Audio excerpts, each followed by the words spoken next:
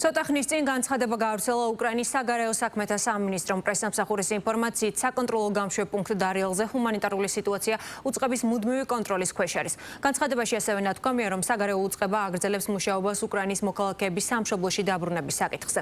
უკრაინული მხარე აქტიურად თანამშრომლობს საქართველოსა და მოლდოვას ხელისუფლების ოფიციალურ წარმომადგენლებთან, რაც შეიძლება სწრაფად მოხდეს სატრანზიტო გზის განბლოკვა და მოგვარდეს ყველა ლოჯისტიკური და ორგანიზებული დაბრკოლება. შეგახსენებთ, რომ წინა თვის განმავლობაში ჩვენ მოვახერხეთ დარიელის საზღვაო გამშვები პუნქტიდან 44 უკრაინის მოქალაქის გამგზავრების ორგანიზება. ჩვენ ვმუშაობთ იმისთვის, რომ ჩვენი დანარჩენი მოქალაქეების ტრანზიტი რაც შეიძლება სწრაფად შესაძლებელი გახდეს. ამავდროულად საგარეო საქმეთა სამინისტრო კვლავ განაახლებს თავის მოწოდებას რუსეთის მხარისადმი, რომელიც საგარეო საქმეთა მინისტრმა ანდრიი სიბიგამ გააჟღერა.